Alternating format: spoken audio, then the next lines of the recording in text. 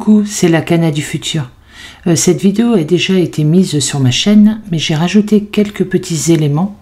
Et malheureusement, j'ai un gros souci avec mon logiciel de montage. Il n'a pas voulu. La rentrée, non, c'est pas pour lui aujourd'hui. Donc je suis désolée, je suis obligée de la faire en podcast. Je reviens très vite pour une prochaine vidéo car je l'ai toujours pas fini. Donc je suis désolée pour le retard. Je vous souhaite une très bonne journée. Je vous dis à bientôt dans une prochaine vidéo et surtout prenez soin de vous. Dans cette dramatique affaire criminelle qui a endeuillé toute une région française, mais aussi deux familles. Drame survenu il y a 11 ans déjà, par un bel après-midi d'été finissant. Tout a déjà été dit, écrit et montré. Tout ce que nous savons, tout ce que nous pensons. Car décidément, rien n'est simple dans cette affaire terrible, où une famille entière, avec 3 générations présentes au même moment dans un véhicule automobile, et un témoin innocent ont été mises à mort froidement pour des raisons qui nous échappent encore. Revenons donc avant tout sur la chronologie des faits de cet après-midi fatal, et essayons de voir quelle hypothèse, aujourd'hui encore, se dégage.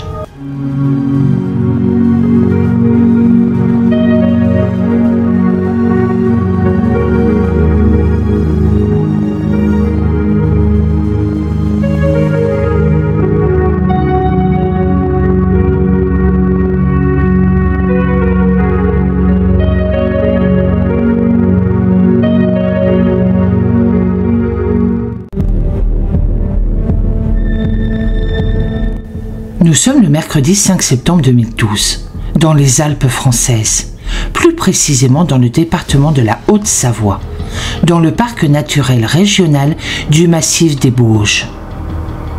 Nous sommes tout près de la frontière suisse également. C'est la fin de l'été, et le moins qu'on puisse dire, c'est qu'il est magnifique. Les arbres des forêts commencent doucement à arborer leur première couleur mordorée d'un automne tout aussi prometteur. Les lieux où le drame va se produire se trouvent à quelques encablures seulement d'une petite commune rurale et champêtre, dénommée Doussard, tout en limite d'une autre commune qui elle est dénommée Chevaline, et dont on aperçoit au loin le centre-bourg et ses maisons. Il y a moins de 200 habitants dans ce bourg adossé à la montagne du Charbon. C'est le pays rêvé pour de grandes balades en montagne, des randonnées, à pied ou à vélo tout-terrain ou tout chemin. Mais ce jour-là, précisément sur un chemin forestier bien connu des habitants du coin et des randonneurs qui l'empruntent, le chemin de la Combe d'Ire, l'une des 3 sources du lac d'Annecy. Petite rivière ici, mais connue déjà pour ses crues parfois violentes. Un drame terrible va avoir lieu. Il coûtera la vie à 4 personnes, dont 3 d'une même famille, et une jeune fille survivante, découverte tardivement, sera une vraie miraculée. Depuis cet événement tragique, aucune hypothèse n'est privilégiée plus qu'une autre pour expliquer les circonstances exactes et les raisons de cette tuerie, malgré plusieurs enquêtes judiciaires en cours. Parallèlement à cette affaire, des directeurs de publication et un journaliste ont été poursuivis devant le tribunal correctionnel d'Annecy pour recel de violation du secret de l'instruction, à la suite d'une plainte déposée par la famille d'une des victimes de ce quadruple assassinat. Après condamnation en première instance, ils sont finalement relaxés en appel puis ultime voie de recours en cassation. En 2022, 10 ans donc après la commission des faits, le dossier est repris par le nouveau pôle judiciaire dédié aux affaires criminelles non élucidées. Ce pôle, très spécialisé, a été créé par le ministère de la Justice pour donner suite à la demande du procureur général près de la cour d'appel de Grenoble, Jacques Dallès. Il est vrai que les Alpes en général et l'Isère en particulier avaient été, durant 2 décennies au moins, le théâtre de disparitions mystérieuses d'enfants, presque toutes réputées inquiétantes, qui n'avaient jamais pu être résolues. Complexité judiciaire, multiplicité des intervenants, succession de magistrats, d'enquêteurs et de parquets. ont sans nul doute joué sur la performance. Le mercredi 29 août 2012, une famille résidant en Grande-Bretagne, la famille Al-Hili, quitte le Royaume-Uni en empruntant un ferry de la ligne Douvres-Calais. Ils embarquent assez tard, à 22 h, venant de leur maison familiale à Glegat, dans le Surrey. On est là, dans le sud-est plutôt chic de Londres. La famille doit se rendre en Haute-Savoie pour une semaine de vacances. Le retour en Grande-Bretagne étant prévu pour le vendredi 7 septembre. Pour ce voyage estival, ils sont 5 de la famille Al-Hili.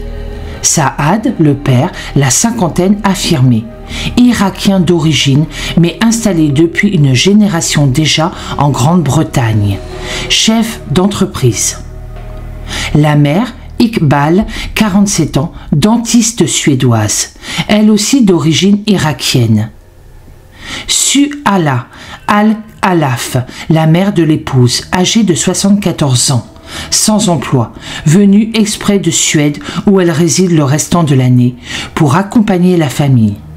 Et les 2 fillettes du couple, Saïna, 7 ans, et Zena, la petite dernière qui vient de fêter ses 4 ans. Le voyage vers la Haute-Savoie ne pose pas de problème particulier.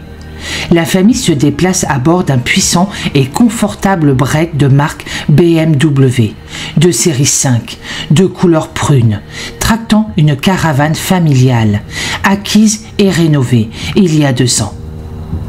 Par l'autoroute, ils arrivent en milieu de journée à leur lieu de villégiature, le petit mais ô combien confortable et douillet camping, village camping Europa, situé sur la commune de Saint-Jordos, sur la rive ouest du magnifique lac d'Annecy. Les fillettes font du vélo, les parents se reposent, rien que de très normal pour une famille en congé d'été. Il faut dire que c'est la 3e année que la famille vient ici prendre quelques jours de vacances. Ils aiment les lieux, l'environnement, la nature, le calme qui y règne. Et le climat, doux et propice aux promenades, les enchante littéralement. Pourtant, un premier élément troublant va intervenir dès le début du séjour familial. Il n'y a pas trouvé, malgré d'intenses recherches, d'explications plausibles.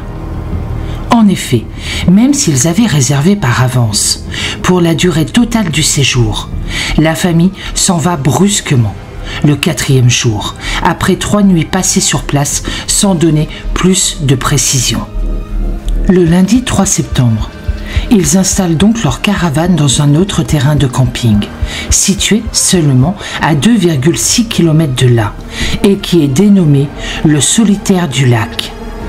Ce comportement est pour le moins étrange.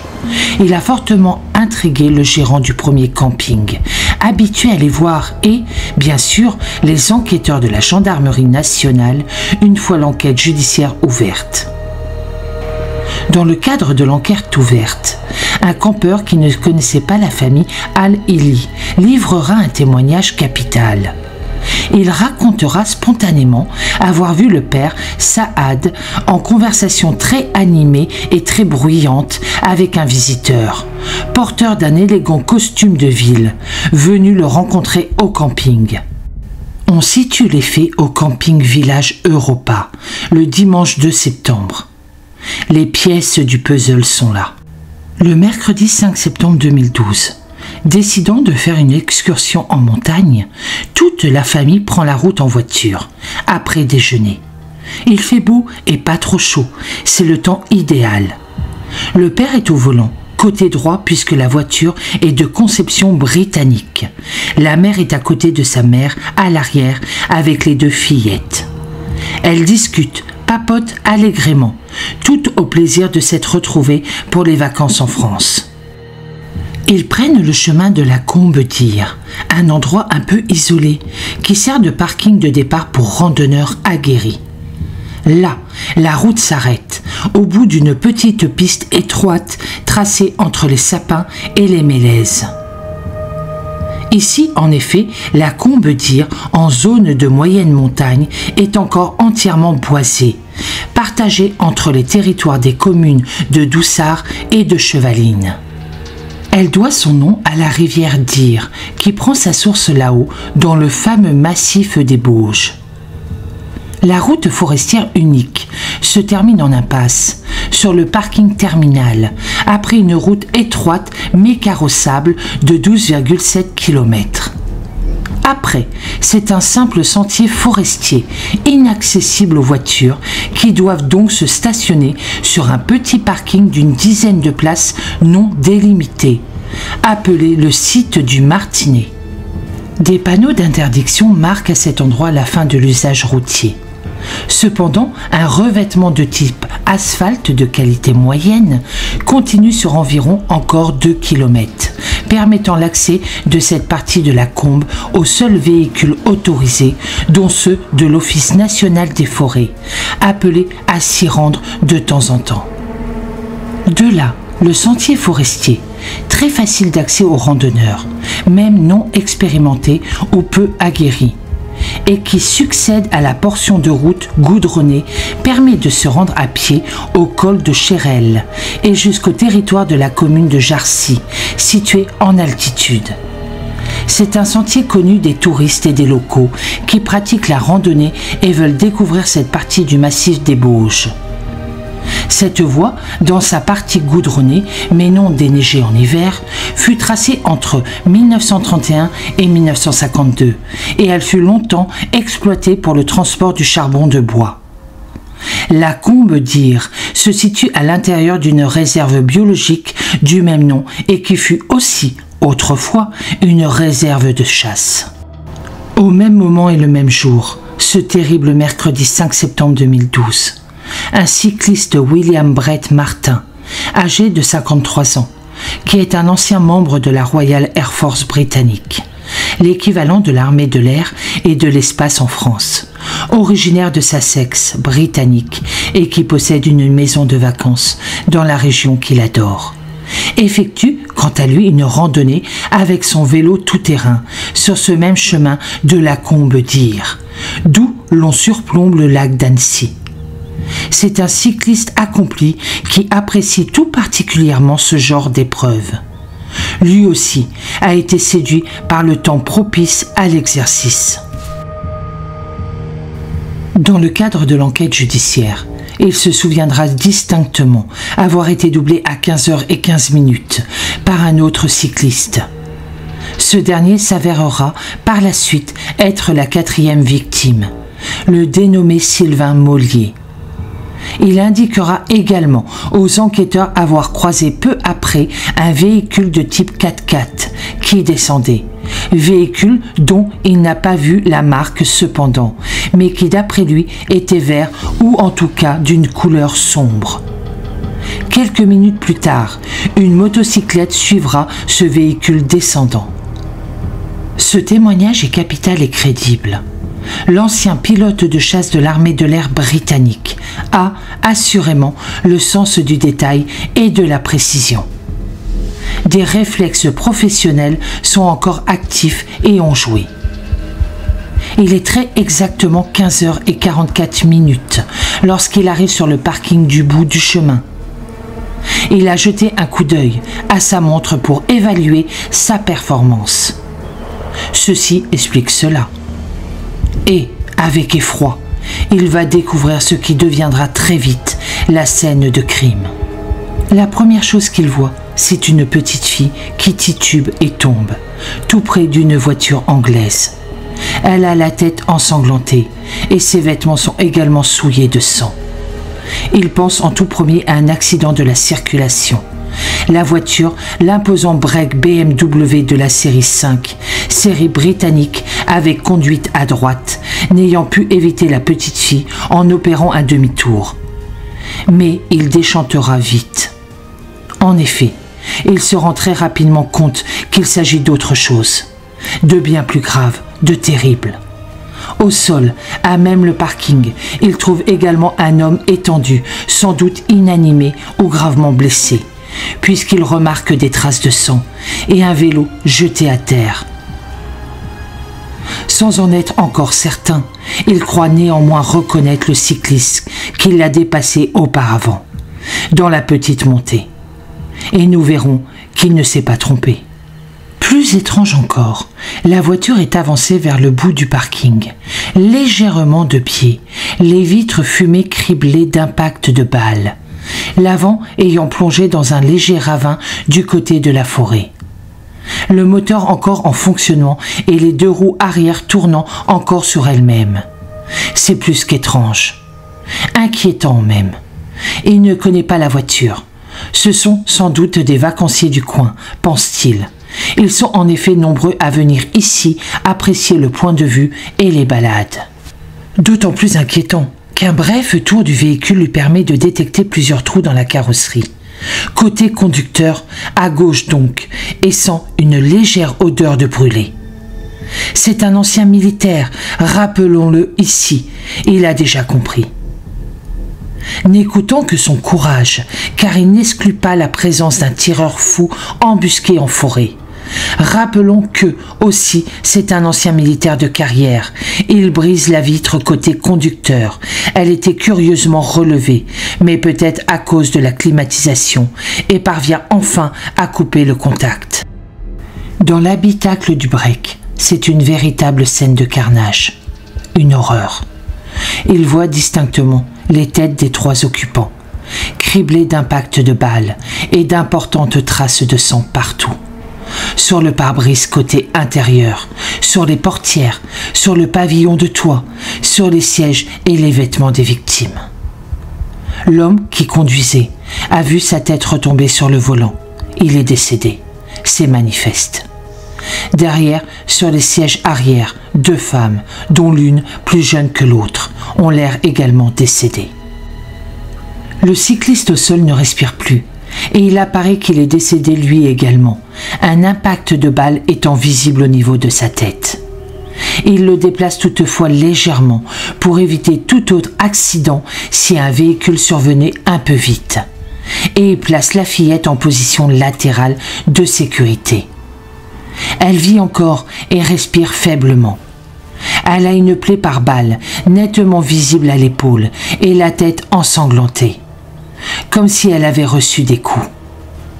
Il va chercher du secours sans tarder. Il prévient la gendarmerie locale et les sapeurs-pompiers. Il les attend sur place, comme cela lui a été demandé.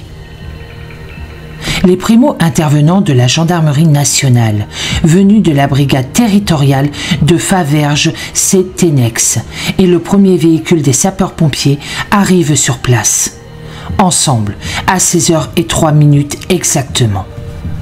Malheureusement, les premières constatations des sapeurs-pompiers et des gendarmes confirment pleinement les craintes du cycliste britannique. Ils sont ici face à ce qui ressemble à une exécution froide et systématique.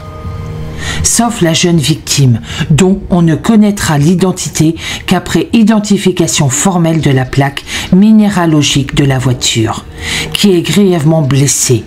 Les trois autres passagers de la voiture ont été froidement et méthodiquement assassinés à leur place sans pouvoir bouger ou se défendre. Les gendarmes locaux seront rapidement rejoints et renforcés par de très nombreux renforts de personnel de la gendarmerie nationale, venus des unités de l'ensemble du groupement de gendarmerie de la Haute-Savoie, ainsi que de la section de recherche de Chambéry, dans le département limitrophe de la Savoie. Des spécialistes de l'Institut de recherche criminelle de la gendarmerie nationale, alors encore basé à Rosny-sous-Bois, en Seine-Saint-Denis, avant son déménagement en 2015 à Cergy-Pontoise, arriveront dans la soirée. Notons également que dans le cadre des toutes premières recherches entreprises, notamment au sujet du véhicule tout-terrain et de la moto qui avait été vue par le témoin visuel, un hélicoptère des forces aériennes de la gendarmerie nationale survolera jusqu'à tard dans la soirée toute la région du lac, de la ville d'Annecy, des voies et autoroutes qui y convergent. Il prête son concours aux nombreuses patrouilles de gendarmerie opérées en véhicule et à moto dans les alentours et en ville, à Annecy, par des effectifs de la police nationale et de la police municipale. Le procureur de la République d'Annecy, territorialement compétent, est informé très rapidement des faits, se rend sur les lieux sans tarder. Il est accompagné de 2 médecins légistes. La zone est totalement isolée par un important dispositif très rapidement mis en œuvre par la gendarmerie, notamment sous l'autorité d'un officier supérieur du groupement de gendarmerie de la Haute-Savoie. Sur place même, là où est toujours stationné le break BMW, la scène est totalement figée. Sauf les techniciens en identification criminelle et les médecins légistes qui les accompagnent, personne ne s'approche et on ne touche à rien. On ne déplace pas encore les corps avant l'arrivée des spécialistes de la balistique. On tient absolument à préserver toutes les traces et indices. Et ce sera long, très long même, sous les éclairages puissants mis en œuvre par les sapeurs-pompiers de la Haute-Savoie, partout sur ce petit parking éclairé comme en plein jour. Des investigations très poussées sont en effet menées sur le véhicule. On tente de reconstituer la trajectoire du véhicule avant le drame, les manœuvres effectuées ou entreprises, les positions des victimes, leur comportement, leur bagage ce jour-là, leur tenue vestimentaire, etc. De même, tout l'itinéraire suivi par le véhicule et la famille sera tracé par les nombreuses caméras de vidéosurveillance du ferry emprunté, des péages d'autoroute, des stations-service d'autoroute, des parkings où la famille s'est arrêtée, jusqu'à l'entrée du camping où ils avaient réservé et même le supermarché où ils sont allés faire des emplettes. Force est de constater qu'ils n'avaient jamais été suivis de près ou de loin. 2 profils ADN différents de ceux des victimes sont isolés et prélevés. Ils ne correspondent pas non plus à un membre quelconque de la famille. Notons que seule la petite fille Zaïna, âgée de 7 ans, grièvement blessée mais vivante, a été évacuée et transportée d'urgence par une ambulance médicalisée du SAMU de la Haute-Savoie, sous escorte motocycliste vers le centre hospitalier spécialisé en pédiatrie de Grenoble, dans le département de l'Isère. Elle y sera surveillée et étroitement gardée. Elle souffre d'une fracture du crâne, probablement occasionnée par des coups de crosse d'une arme de poing et d'une blessure par balle à l'épaule. Opérée à plusieurs reprises, plongée dans un coma artificiel, elle rejoindra le Royaume-Uni en avion médicalisé pour y poursuivre ses soins, sous le contrôle de membres de la famille de son père.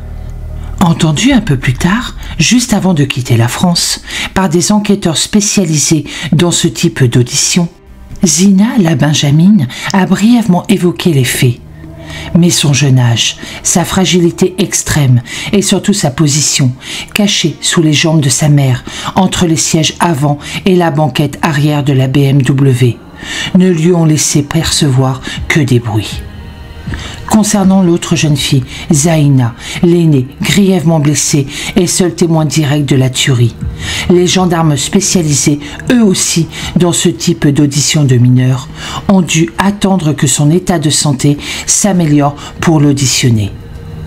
Mais malgré la présence de représentants des autorités anglaises, de travailleurs sociaux anglais et d'enquêteurs français spécialisés et formés à ce type de situation, la fillette ne s'est exprimée que quelques minutes, revenant très peu sur les faits eux-mêmes.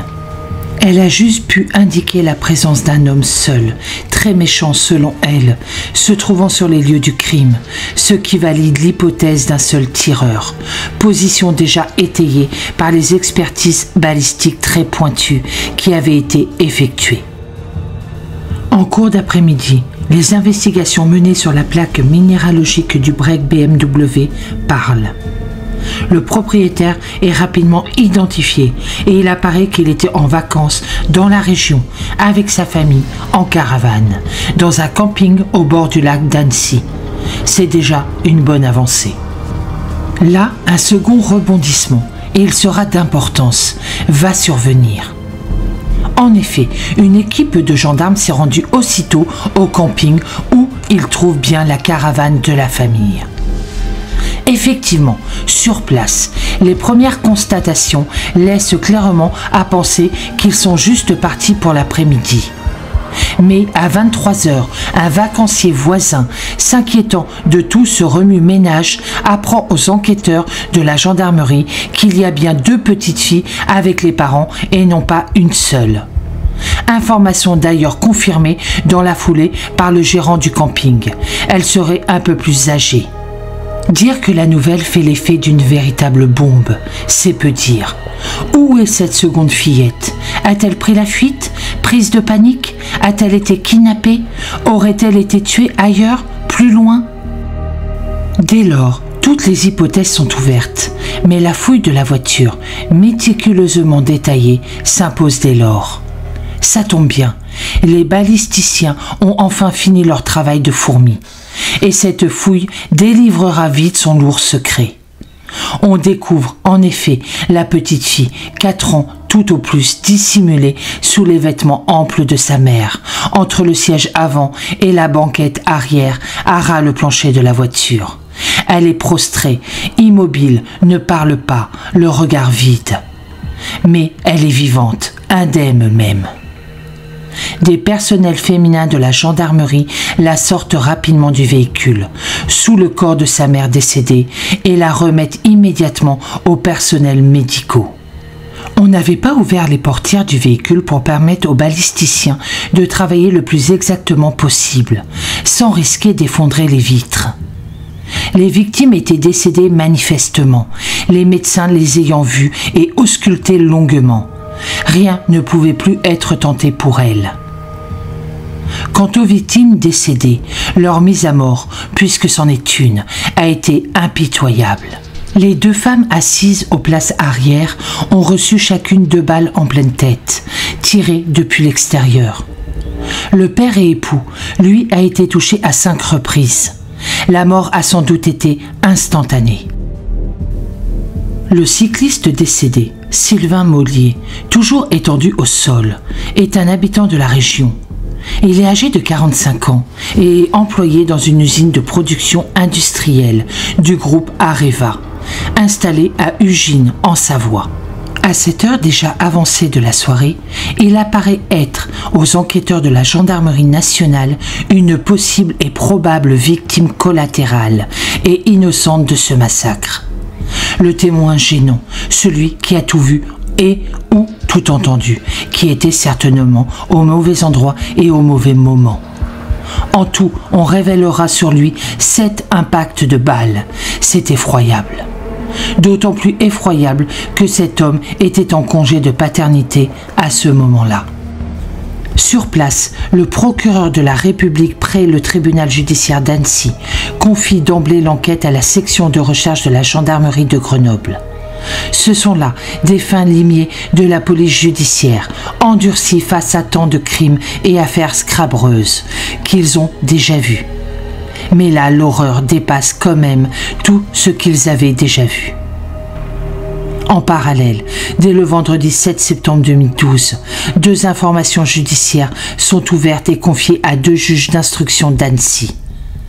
Ils piloteront les 2 enquêtes et travailleront en étroite symbiose avec les enquêteurs de la section de recherche de Grenoble qui coordonneront à leur niveau tous les actes judiciaires effectués sur commission rogatoire.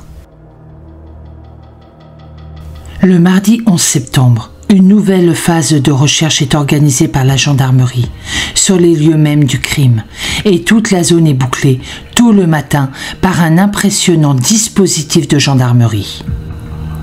Les lieux sont à nouveau ratissés, fouillés, examinés, passés au peigne fin et à la loupe. Secret de l'instruction oblige, on ne saura évidemment rien de cette nouvelle journée d'enquête. Les magistrats instructeurs et les gendarmes portent tout d'abord leur attention sur les victimes de la famille Al-Hili, car c'est là, pense-t-il, que se trouve la clé de l'énigme et réponse aux 1001 questions qu'ils se posent. Saad est le fils cadet d'une ancienne famille bourgeoise irakienne, expatriée depuis longtemps en Grande-Bretagne. Né en 1962 à Bagdad, en Irak. Il a très vite entrepris des études sérieuses, obtenant 2 diplômes universitaires de haut niveau en ingénierie mécanique et en informatique, lui ouvrant dès lors des horizons prometteurs. Charismatique, dynamique, avenant, il devient citoyen britannique en 2002.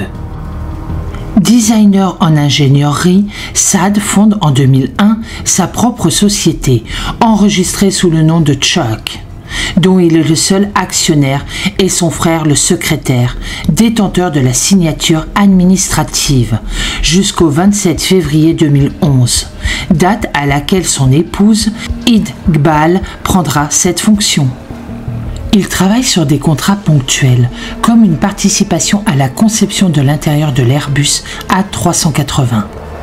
Depuis 2010, il travaillait comme ingénieur pour une entreprise de technologie de pointe dans le Surrey et spécialisée dans la réalisation de microsatellites civils.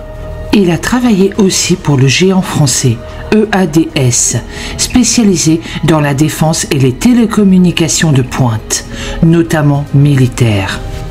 Il a un frère aîné, prénommé Saïd, avec lequel il n'a pas de bonne relation. Mais il n'a rien de sérieux à reprocher à ce responsable financier d'un grand groupe britannique, gérant des golfs et des immeubles. Les dissensions sont plutôt relationnelles et portent, on s'en douterait bien un peu, sur le devenir du patrimoine familier, annoncelé par Kadim, le père, qui a fui le régime de Saddam Hussein en 1970 et est venu s'exiler à Londres où il gérait plusieurs usines importantes. Son frère a été mutilé et torturé, alors il s'en est allé à la hâte. Notons quand même que Kadim, le père, cet homme riche et puissant, mourra en août 2011, dans des circonstances troubles et jamais vraiment éclaircies, dans sa propriété de Malaga, en Espagne. Mais c'est peut-être une simple coïncidence. Iqbal, l'épouse de Saad, âgée de 47 ans, exerce la profession de dentiste. Elle a rencontré son époux à Dubaï en 2003, lors de congés pris là-bas. Elle est également irakienne d'origine, a exercé en Suède, puis a rejoint son mari en Grande-Bretagne. 2 enfants naîtront de cette union. Zénab, qui a 7 ans au moment des faits, et Zina, qui en a 4. Rien de particulier ne vient donc enrichir les dossiers d'enquête des gendarmes, si ce n'est, pour mémoire, cette curieuse aventure américaine. En effet, avant de rencontrer Saad et de l'épouser, Iqbal a séjourné entre février 1999 et janvier 2001 aux États-Unis. Et là-bas, elle a rencontré par le biais d'amis originaires d'Irak comme elle, James Dudley Thompson, un entrepreneur en bâtiment, qu'elle avait épousé et dont elle avait rapidement divorcé. L'amour fusionnel avait très vite échoué face à la réalité de la vie. Mais jusque-là, dirons-nous, encore rien de très banal, sauf que, et c'est à retenir, James Thompson meurt le 5 septembre 2012, vers 15h de l'après-midi, en heure locale, soit 22h en France, à Natchez, dans l'État du Mississippi. L'une des juges d'instruction d'Annecy a bien demandé l'exhumation du corps de ce premier mari, enterré aux États-Unis, avec l'accord du FBI fédéral, mais la famille du défunt s'y est fermement opposée.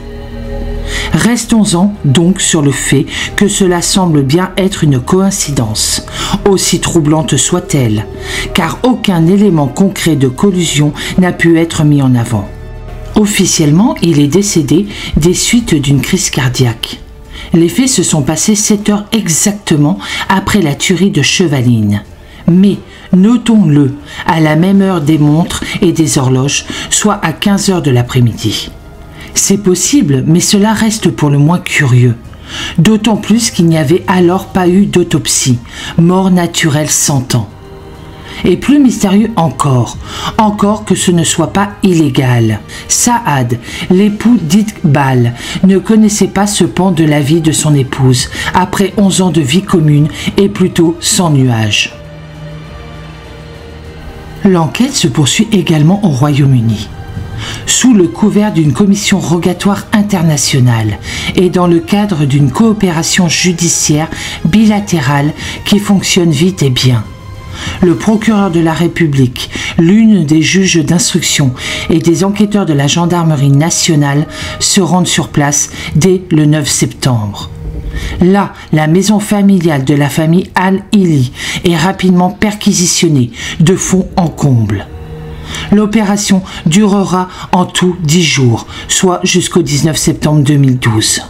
C'est rare pour les enquêteurs des deux pays. Elle ne livrera pas de secrets dans les médias du moins, même si d'importantes quantités de documents sont saisis et emportés par les enquêteurs. C'est la maison de gens ordinaires partis en vacances à l'étranger. Tous les voisins, du moins ceux qui sont présents, sont entendus ainsi que les proches des victimes. Curieusement, une fausse alerte à la bombe gênera considérablement le travail des enquêteurs français et britanniques. Qui avait intérêt à les déranger ainsi? Il y a beaucoup trop de coïncidences, si ce sont vraiment des coïncidences. Fait encore peu courant en ces temps-là, le procureur de la République d'Annecy, véritable pilote du dossier, utilisera son droit d'expression et de communication, conformément à l'article 11 du Code de procédure pénale, qui est ainsi libellé. Je cite, « Afin d'éviter la propagation d'informations parcellaires ou inexactes ou pour mettre fin à un trouble de l'ordre public, le procureur de la République du lieu de commission des faits peut révéler des éléments objectifs tirés de la procédure et ne comportant aucune appréciation sur le bien-fondé des charges retenues contre les personnes mises en cause. » En France, les investigations démarrent sur les chapeaux de roue et plusieurs pistes sont étudiées en même temps, par groupe d'enquêteurs. Le 5 octobre, sur commission rogatoire internationale, les enquêteurs placent sous séquestre une importante somme d'argent ayant appartenu à la famille et placée sur un compte bancaire suisse à Genève. Les investigations financières seront longues et se ramifieront dans plusieurs pays. La famille serait passée à cette banque peu avant les faits. Un portrait robot aussi précis que possible du motard, portant une petite barbe et un casque de type particulier, un modèle GPA type ISR, ce qui a frappé le cycliste anglais, est établi par les spécialistes judiciaires de la gendarmerie. Ce portrait robot a été élaboré à l'époque au vu des indications fournies par le cycliste britannique et surtout par deux gardes de l'Office national des forêts, l'ONF, donc, qui l'avait contrôlé dans la partie supérieure du chemin, partie interdite à toute circulation automobile, comme nous l'avons dit plus haut, pilotant une moto claire, moto portant a priori des sacoches latérales. Confidentiel par nécessité, à l'enquête elle-même dans un premier temps. Ce portrait robot sera finalement diffusé au grand public le 4 novembre 2013, soit plus d'un an après les faits. Les recherches initiales, en effet, n'avaient pas été concluantes, même si des milliers de cas de ce type ont été vérifiés, leurs propriétaires auditionnés, leur emploi du temps analysé et vérifié. La ténacité des gendarmes paie quand même, et le motard recherché est finalement retrouvé grâce au bornage de plus de 4000 téléphones portables, tous analysés et comparés. Longuement entendu par les gendarmes de la section de recherche de Chambéry au mois de février 2015, peu de choses peuvent lui être opposées.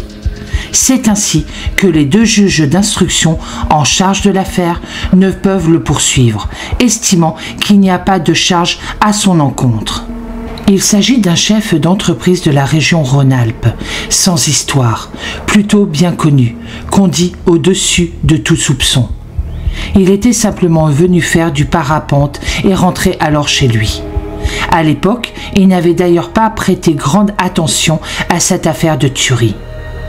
Il fera l'objet du suivi sérieux d'une hypothèse de crime local, reprise ci-dessous, parmi toutes les hypothèses étudiées. Des recherches très méticuleuses se concentrent aussi sur le véhicule du type 4x4, assez imposant, que le cycliste anglais a croisé à contresens lorsqu'il remontait le chemin de la Combe d'Hyères. Il semble bien s'agir, photo et contre-photo à l'appui, d'un 4x4 de marque BMW, issu d'une série tout-terrain appelée X5. Passionné de véhicules et fin observateur, il est quasi certain que le volant et le conducteur donc, qui était seul selon lui, se trouvaient à droite du véhicule et que c'était de fait un véhicule britannique, peut-être conduit par un Britannique ou quelqu'un qui a l'habitude de circuler à bord de tels véhicules. Là aussi, des centaines de véhicules de ce type et par cercles concentriques de véhicules de la même catégorie seront recherchés, leurs propriétaires entendus, leur emploi du temps tous vérifiés.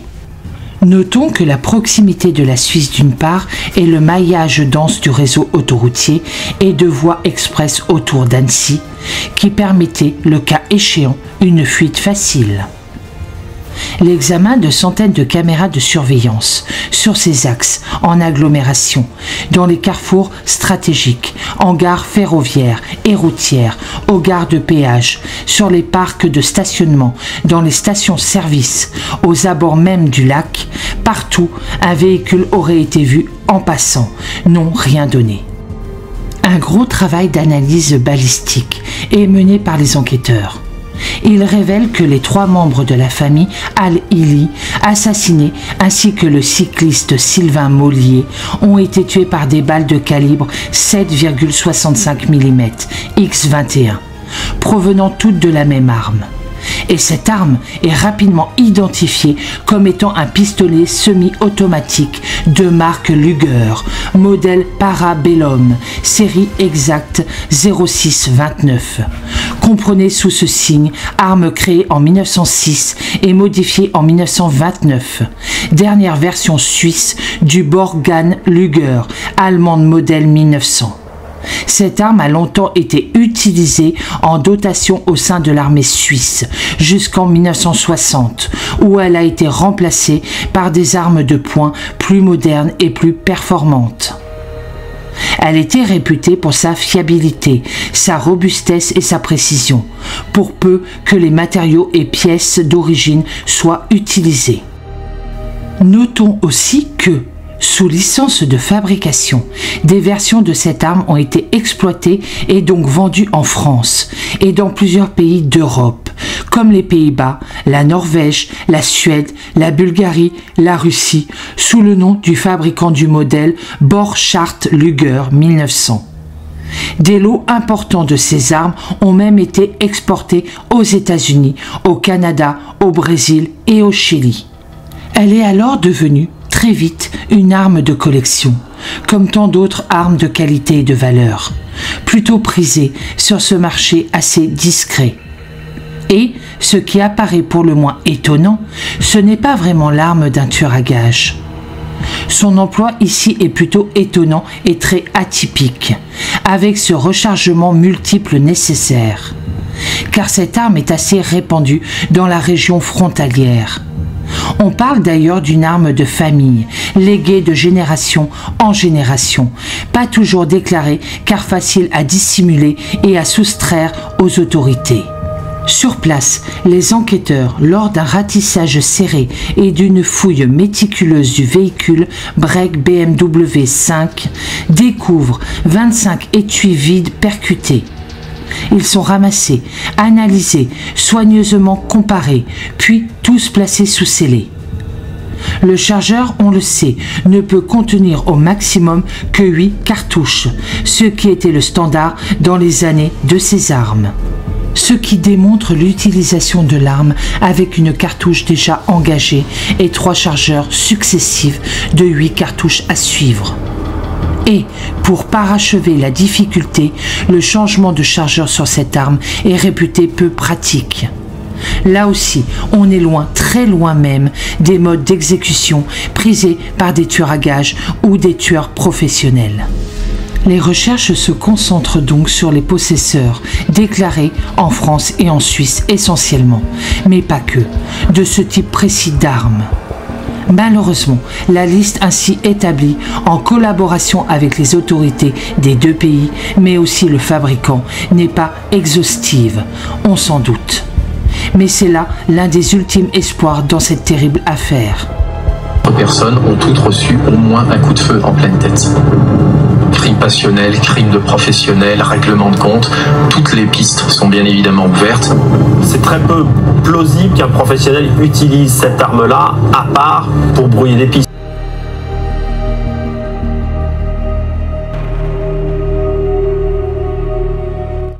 Essayons de décortiquer les différentes hypothèses étudiées par les enquêteurs.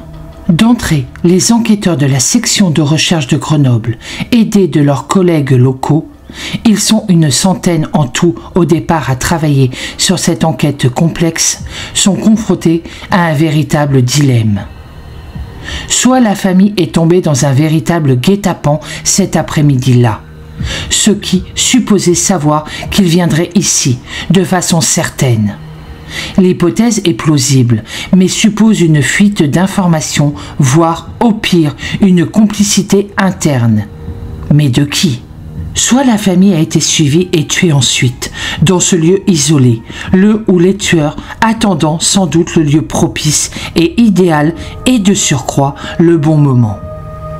Ce qui reflèterait de leur part une organisation redoutable et parfaitement huilée.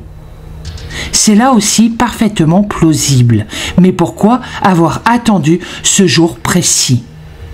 Il y avait eu déjà 1000 autres occasions, sans doute durant le voyage, sur le ferry, la nuit, dans le camping, sur les autoroutes françaises. Soit la famille est tout simplement victime collatérale d'un autre fait criminel, visant une autre personne, peut-être le cycliste Sylvain Mollier. L'hypothèse est moins plausible et paraît peu réaliste. Le ou les tueurs auraient prévu assez de munitions, 25 au moins, en cas de présence de témoins gênants, qu'ils seraient prêts ou obligés à éliminer en surplus. C'est assez peu réaliste comme scénario criminel. Alors, voyons, l'une après l'autre, les différentes pistes apparues et étudiées par les enquêteurs. Certaines nous paraîtront cocasses, d'autres peu crédibles, l'une ou l'autre tout simplement incroyables. Aucune, cependant, n'a pu être écartée d'entrée. La piste dite Sylvain Mollier. Elle a certes été évoquée, un temps, parmi d'autres. La famille Al-Hili aurait, dans cette hypothèse, été une sorte de victime collatérale. Ils auraient été au mauvais endroit et au mauvais moment. Sylvain Mollier travaillait bien pour une entreprise liée à un domaine réservé où certains secrets auraient pu être dévoilés. Comme des milliers d'autres salariés en France et à travers le monde. Signalons-le.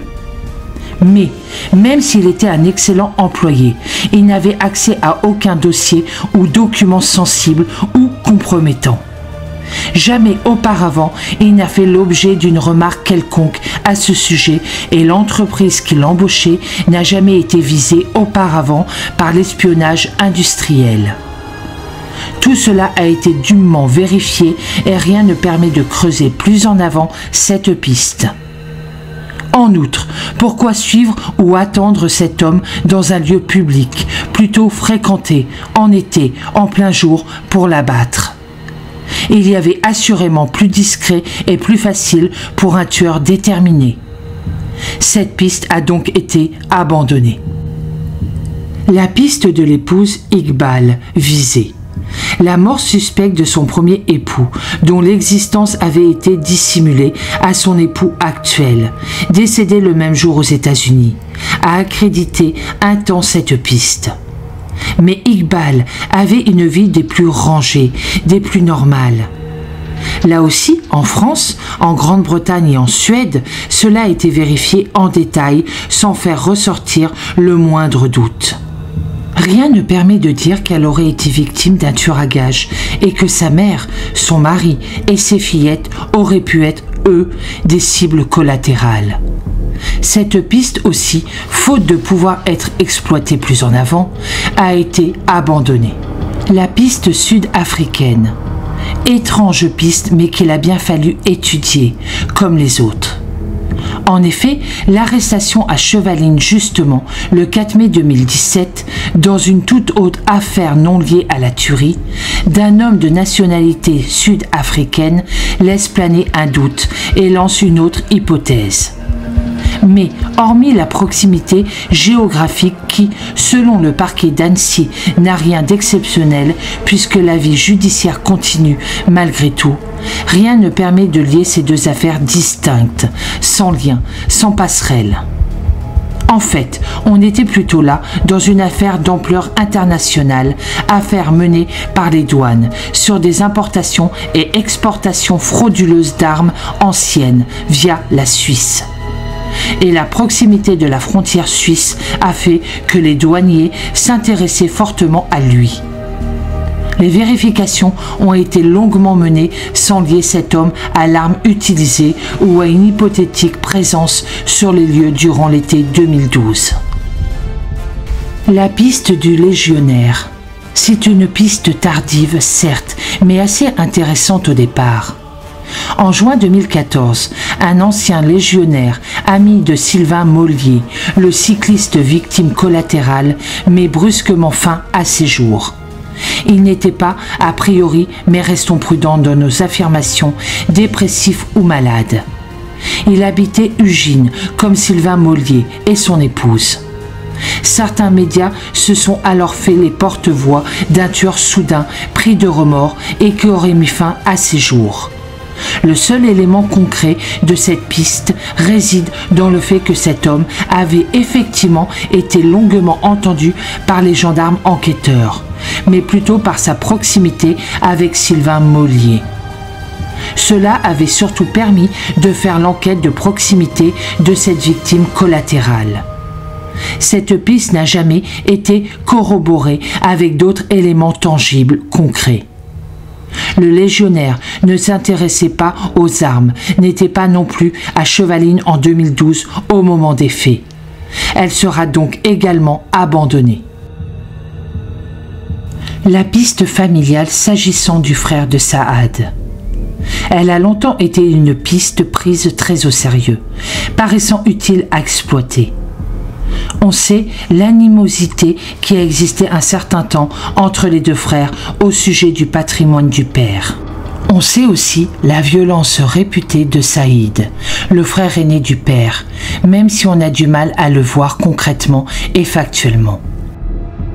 On se souvient enfin de la masse de documents administratifs et comptables saisis au domicile de la famille Al-Hili, à Clégat, en Grande-Bretagne. Pour autant, ce frère s'est spontanément mis à disposition des enquêteurs sans rien leur cacher. Ni les aminosités entre les deux hommes, ni les litiges récents aux plus anciens déjà sur fond d'argent. Car le litige semble justifié, au vu de la somme estimée du patrimoine laissé par le père lors de son décès en 2011, plusieurs millions de livres sterling, ce qui n'est pas rien. Il y a en effet plusieurs propriétés en Grande-Bretagne, en France, en Suisse, en Italie. L'animosité des deux frères est connue de plusieurs proches et témoins, qui s'en ouvriront d'ailleurs aux enquêteurs. Il est placé en garde à vue dans le cadre de l'enquête le 24 juin 2013 et restera sous contrôle judiciaire strict. Cette piste n'est pas fermée, mais l'exploitation des nombreux documents saisis et pris dans les diverses auditions se révélera ardue et tenue, cachant une complexité très particulière, confinant à la limite à des formes possibles d'éventuelles illégalités. Curieusement, il ne se constituera pas partie civile dans cette affaire.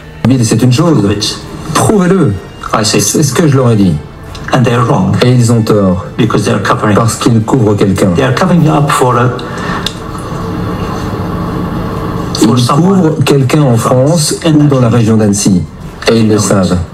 Et c'est pour cette raison que j'ai proposé de passer un test polygraphique. La piste du policier municipal. Le 18 février 2014, un ancien policier municipal à Menton-Saint-Bernard, âgé de 48 ans, collectionneur d'armes anciennes, résidant à Talloires en Haute-Savoie et interpellé par les gendarmes est placé en garde à vue. La garde à vue peut durer jusqu'à 4 jours en raison des chefs d'accusation. De nombreuses armes de collection sont découvertes chez lui et saisies. Malheureusement, beaucoup d'entre elles ne sont pas déclarées. Sans que l'on sache vraiment ce qui lui est exactement reproché. Dans le cadre de l'instruction menée, son ADN est prélevé mais ne correspondra pas aux traces relevées sur la scène de crime. Son téléphone parmi 4000 autres a borné dans la zone de la tuerie le jour des crimes. Il s'en expliquera après le contrôle par les 2 agents de l'Office national des forêts, que nous avons déjà évoqué plus en avant dans le texte. Il est relâché ensuite. L'homme est réputé être un montagnard taiseux, vivant presque comme un marginal, même s'il a été marié et est le père de 3 enfants. Malheureusement, le secret de l'instruction ne tient pas et l'affaire fuite dans la presse, ayant entraîné de facto son licenciement. L'hypothèse du motard recherché. Lui aura donné du fil à retordre aux enquêteurs, ne s'étant pas fait connaître. Finalement, il sera interpellé en février 2015, son téléphone ayant également été localisé sur les lieux de la tuerie. Mais rien ne permet de le lier à l'affaire. Au bout d'une première garde à vue éprouvante, il est remis en liberté. C'est un chef d'entreprise de Rhône-Alpes, honorablement connu et au-dessus de tout soupçon, qui était venu faire du parapente et qui rentrait chez lui. Il sera de nouveau placé en garde à vue le 12 janvier 2022. Cette garde à vue doit à vérification de son emploi du temps au moment des faits. Il sera relâché le lendemain sans que des charges nouvelles pèsent sur lui. L'hypothèse Nordahl-Lelandais. Cette hypothèse-là, bien sûr, est plus qu'intéressante. On sait l'acharnement de ce tueur en série qui a sévi dans la région, dans 2 affaires sinistres. Maëlys et Arthur Noyer. Les enquêteurs vont particulièrement s'intéresser à son emploi du temps et à ses déplacements dans la région au moment des faits. D'autres affaires non résolues dans la région intéressent d'ailleurs les enquêteurs. La piste sera creusée en détail. De nombreuses vérifications de lieux, de téléphonie, de déplacements en véhicule seront faites. Des comparaisons menées, mais rien ne relie cet homme dangereux à la tuerie de Chevaline. Cette piste restera elle aussi mise en sommeil. La piste du frère d'Iqbal. Nous retombons ici dans la sphère familiale, complexe et nébuleuse. En effet, le dénommé Eddar Taher, âgé de 46 ans, qui est le fils de Suhaila al-Alaf, la mère d'Iqbal al-Ili, avec qui il vivait dans la banlieue sud de Stockholm, a rapidement été décrit comme étant un homme ayant déjà commis des violences sur ses parents de par le passé, lorsque toute la famille résidait encore à Stockholm en Suède. Il semblait souffrir de phases dépressives et psychiatriques assez sévères et de troubles obsessionnels compulsifs, entraînant souvent des accès de colère spontanés. La police suédoise était d'ailleurs intervenue plusieurs fois au domicile familial. Il avait disparu de son domicile suédois dans la banlieue sud de Stockholm, environ 1 mois avant que sa mère ne parte en France rejoindre sa fille et ses petits-enfants. Mais, recherché par Europol et Interpol, il sera rapidement retrouvé le 14 septembre 2012 dans un hôpital anglais où il avait été admis et été hospitalisé depuis plusieurs semaines. De fait, il ne pouvait pas avoir été sur les lieux en France en début de mois et ses déplacements, tous vérifiés, le confirmeront. En outre, bien que réputé violent et impulsif, il ne semble pas avoir la carrure et l'étoffe d'un commanditaire taillé pour une telle affaire familiale. La piste, elle non plus, ne donnera rien, mais il fallait néanmoins la vérifier en détail. La piste d'une loge maçonnique. Là, l'affaire paraît, à première vue du moins crédible. Mais restons prudents avec ces loges plutôt fermées et silencieuses. Cette piste ne se révélera d'ailleurs au grand public qu'au cours de l'année 2021, en février plus précisément. Elle démarre sur des tentatives d'assassinat des militaires et est traitée par les services très fermés de la DGSE, les services secrets français. Diverses affaires criminelles mystérieuses mettant en cause la loge maçonnique Athanor sont étudiées par des enquêteurs d'un service de police judiciaire. Et lors d'une perquisition menée au domicile de l'un des membres de cette loge, des munitions de calibre 7,65 mm, se rapprochant étrangement de celles retrouvées à Chevaline, sont découvertes. Mais le rapprochement formel ne s'effectue pas. Pas encore, tant les analyses seront pointues, minutieuses et longues en marge de cette piste. La piste de l'espionnage industriel visant Saad l'époux. Cela a aussi été, et pour longtemps, une piste sérieuse et intéressante. On sait que Saad travaillait un moment pour des concepts liés à l'aéronautique et était en contact avec plusieurs entreprises et sociétés dans ce domaine. Y a-t-il eu convoitise d'un savoir-faire ou tentative d'escroquerie? L'enquête ne permettra pas, en tout cas dans les limites de la commission rogatoire clairement définie, de le déterminer. Il faudrait peut-être pour cela ouvrir d'autres enquêtes ailleurs, essentiellement en Grande-Bretagne ou dans les pays sièges de ces sociétés pour lesquelles Saad œuvrait. Mais là aussi, pourquoi s'en prendre à lui en famille alors qu'il voyage quelquefois seul et a des rendez-vous où ils seront seuls? L'hypothèse d'un vol de véhicule qui aurait mal tourné. Elle a certes été évoquée, mais reste, elle aussi, assez peu réaliste. Un individu voulant s'approprier un véhicule va se servir, plutôt en plaine, en ville, aux abords du lac, sur les parcs de stationnement, tous abondamment remplis l'après-midi. L'hypothèse est surtout étayée par le fait que le moteur tournait encore au moment de l'arrivée du premier témoin. Mais les 4 portières n'ont pas été touchées. La thèse du carjacking, un instant plaidée par les Anglais, après des mises en garde des autorités sur ce type de vol possible, ne tient guère. Et voler un véhicule avec une conduite à droite et de surcroît avec 4 personnes à bord sur un parking de début de piste de randonnée par un ou plusieurs hommes lourdement armés relève d'une obstination plus que ténue quand même. À l'instar de plusieurs autres, cette piste est vite mise en sommeil. Mentionnons aussi que de nombreuses théories complotistes ont longtemps fait surface autour de cette affaire criminelle. Elles ont surtout entretenu un suspense insoutenable car aucun fait matériel n'a jamais pu être véritablement corroboré. À ce jour, l'affaire n'a toujours pas été résolue et force est de constater qu'aucun élément sérieux n'a pu être versé au dossier.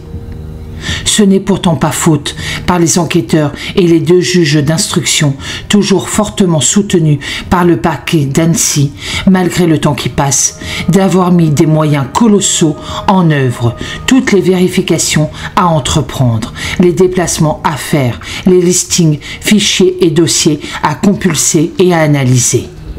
Notons qu'en marge de cette affaire, et pour montrer toute l'acuité des informations présentées et parfois soustraites, les directeurs de publication de 2 médias nationaux et un journaliste sont cités à comparaître le 7 février 2015 au tribunal judiciaire d'Annecy pour des faits de recel de violation du secret de l'instruction et atteinte à l'intégrité d'un cadavre.